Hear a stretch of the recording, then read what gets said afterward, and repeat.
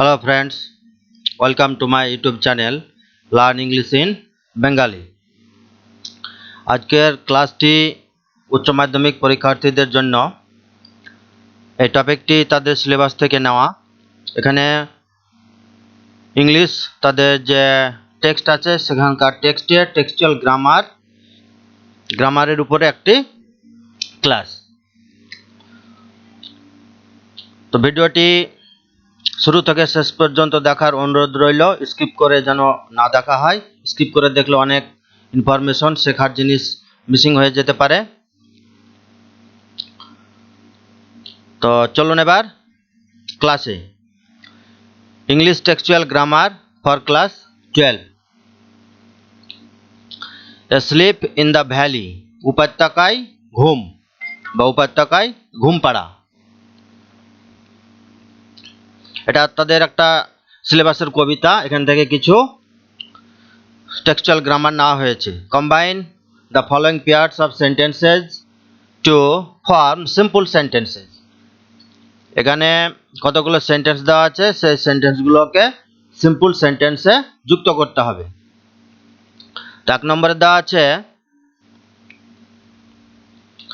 There is a small green valley.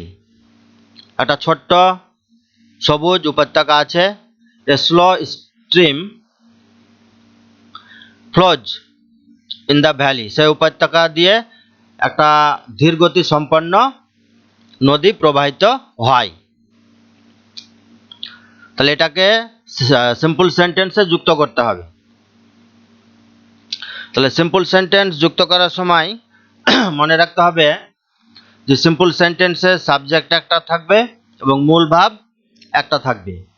বাকি infinitive, নন ফিনিটিভ, participle, জিরান্ড, apposition এগুলো দিয়ে যুক্ত করতে হবে। তাহলে সিম্পল সেন্টেন্সে যুক্ত করলে উত্তরটি কি দাঁড়াবে যে এ slow stream flows in the small green valley. তাহলে উত্তরটি হচ্ছে এ slow stream flows in the small green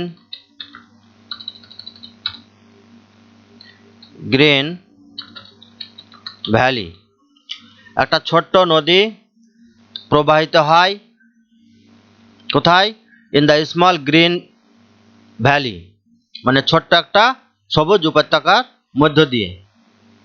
তাহলে এটা হয়ে গেল এবার সিম্পল সেন্টেন্স। এখানে সাবজেক্ট একটি আছে, সাবজেক্টটা কি দাঁড়ালো? A small A slow stream, এটা হচ্ছে সাবজেক্ট।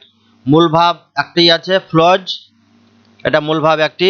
আর বাকি in the small green valley এগুলো হচ্ছে কমপ্লিমেন্ট। তাহলে এটা দাঁড়ালো সিম্পল সেন্টেন্সে। 2 নম্বরটি কি আছে? দ্য সোলজার ওয়াজ ডেড, সৈনিকটি ছিল মৃত। হি ওয়াজ ইয়ং, বা সৈনিকটি মারা গিয়েছিলেন, তিনি ছিলেন যুবক। তাহলে এক কথায় বললে কি হবে? যুবক সৈনিকটি মারা গিয়েছিলেন বা যুবক সৈনিকটি মৃত ছিলেন। The young soldier was dead. The young soldier was dead, যুবক সৈনিকটি মৃত ছিলেন।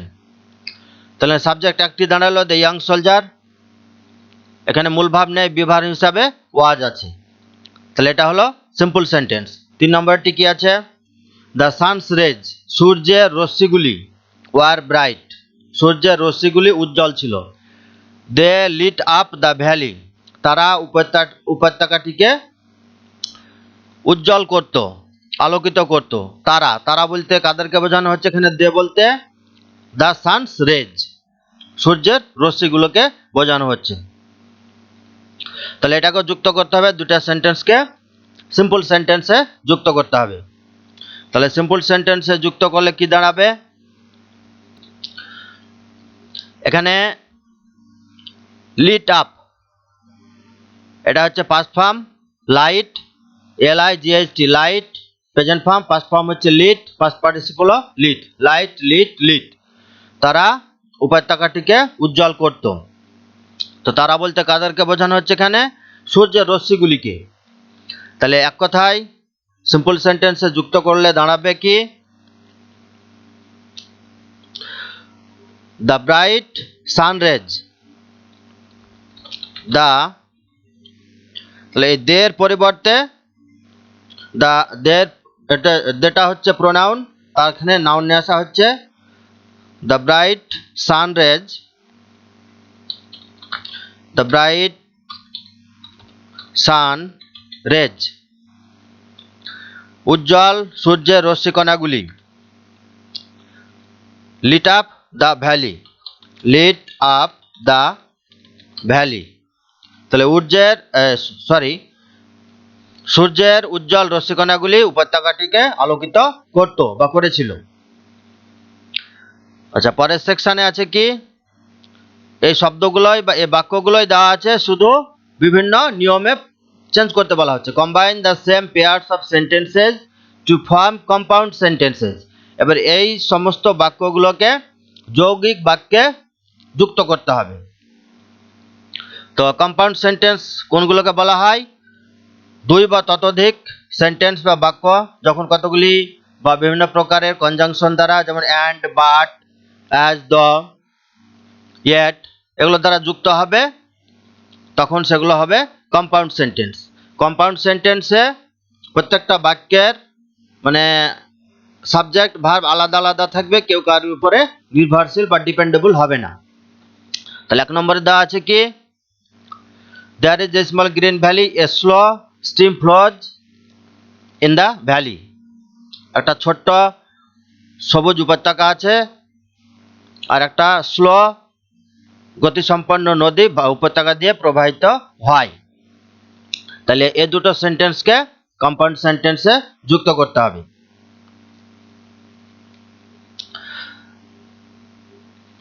তাহলে কম্পাউন্ড সেন্টেন্সে যুক্ত করলে কি দাঁড়াবে? যে there is a small green valley and, এবং a slow stream flows in ইট।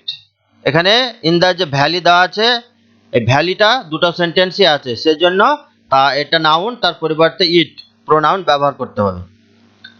তাহলে জয়েন করলে বাক্য দুটি কি দাঁড়াবে? There is a small green valley, there is a small green valley and a slow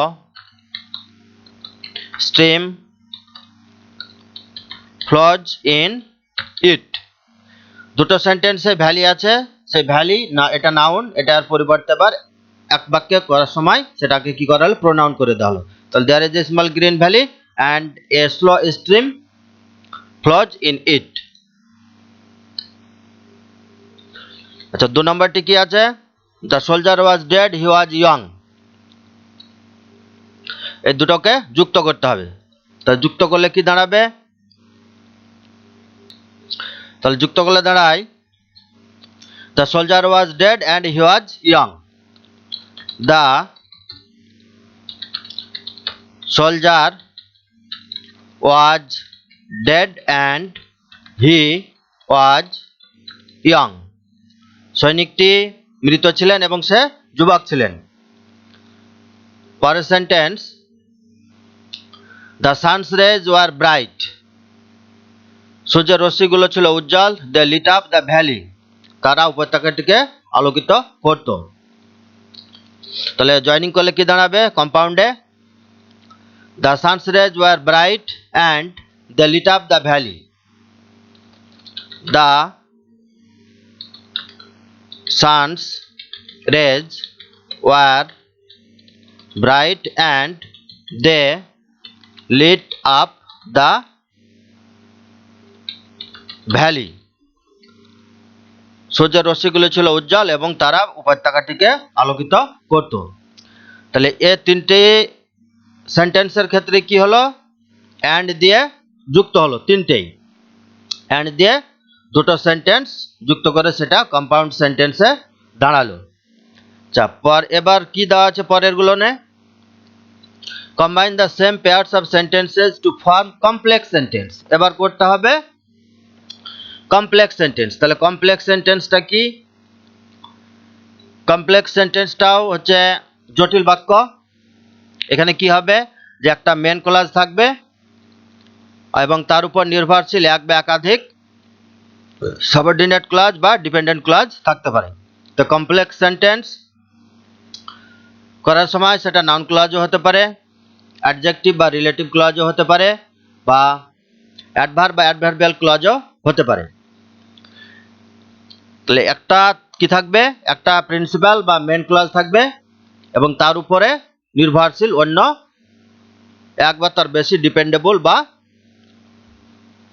subordinate clause থাকতে পারে।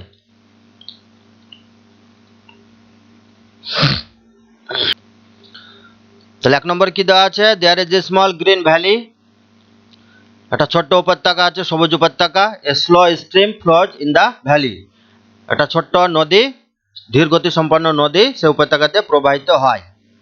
তাহলে এই দুটো সেন্টেন্সকে কমপ্লেক্স সেন্টেন্সে যুক্ত করতে হবে। তাহলে কমপ্লেক্স সেন্টেন্সে যুক্ত করলে কি দাঁড়াবে, there is a small green valley where, এখানে হোয়ার যুক্ত করতে হবে, where a slow stream flows in it, বা ইনিটটা না দিলেও হবে, where a slow stream flows. তাহলে উত্তরটি দাঁড়াচ্ছে কি, there is a small green valley, there is a small, there is a small green valley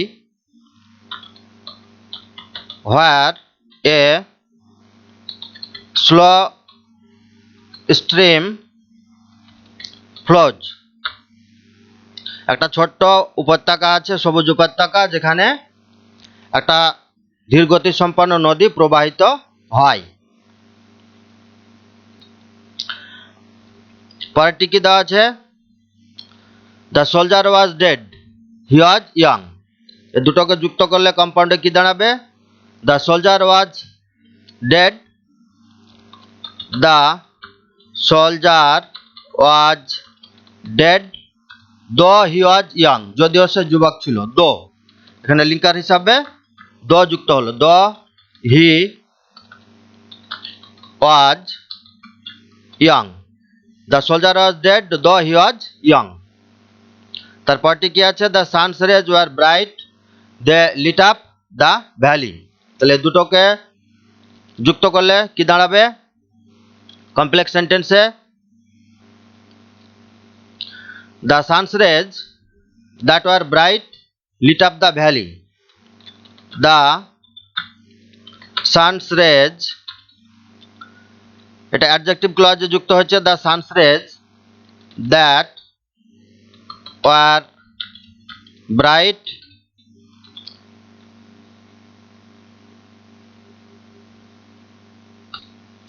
that are bright lit up the valley, lit up the valley, তাহলে সূর্যের রশ্মিগুলি যেগুলি ছিল উজ্জ্বল উপত্যকাটিকে আলোকিত করত। এবার পরের একটি কবিতা দেওয়া আছে, শ্যাল আই কম্পেয়ার দি, এ দি বলতে তোমাকে, যেটাকে বলা হচ্ছে দাও। এই কবিতা থেকে এখানে কিছু বাক্য নেওয়া হয়েছে, এখানে কি দেওয়া আছে, the following sentences carry errors, নিচের বাক্যগুলোতে ভুল ভ্রান্তি আছে, সেগুলোকে ভুলটা ডিটেক্ট করে সেগুলোকে সংশোধন করে লিখতে হবে। 1 নম্বরে দেওয়া আছে কি, one of the greatest writers in the English language are William Shakespeare, এখানে আর দেওয়া আছে, এটাই ভুল দেওয়া আছে, এটা হবে ইজ। তাহলে উত্তরটি হবে one of the greatest writers in the English language is William Shakespeare.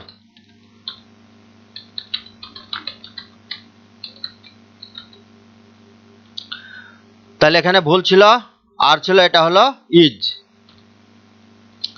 2 নম্বর সেন্টেন্সে কি আছে, we went to the station to see them away, আমরা স্টেশন গিয়েছিলাম তাদেরকে বিদায় জানাতে। তো এখানে সি অ্যাওয়ে ফেজাল ভাব দেওয়া আছে, এটা সি অ্যাওয়ে হবে না, বিদায় জানানো হবে see off O double F.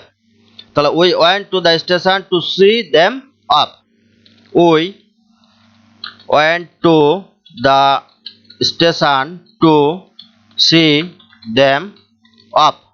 তাহলে সি অফ মানে হচ্ছে বিদায় জানানো, এটা ফেজাল ভার্ব। তাহলে এর পরিবর্তে এখানে হবে অফ।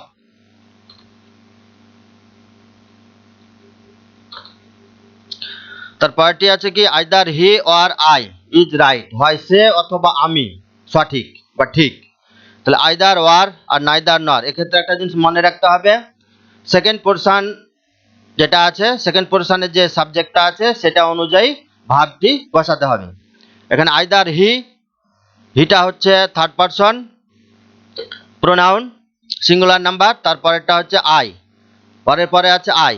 তাহলে এই যে আই সাবজেক্টটি আছে এখানে, এটা হচ্ছে ফার্স্ট পারসন সিঙ্গুলার নাম্বার, সেহেতু এটা অনুযায়ী এখানকার ভার্বটি ব্যবহার হবে। তাহলে এটা হবে কি উত্তর, যে either he or I am right, either he or I am right. তাহলে এখানে সঠিকটি ইজের জায়গায় হবে অ্যাম, যেহেতু সাবজেক্ট এখানে আছে আই।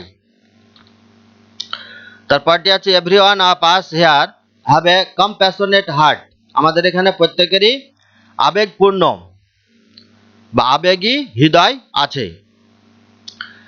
তাহলে এখানে এভরিওয়ান মানে প্রত্যেককে বোঝাচ্ছে, তাহলে প্রত্যেকে মানে এই সাবজেক্টটা দাঁড়াচ্ছে কি থার্ড পারসন সিঙ্গুলার নাম্বার।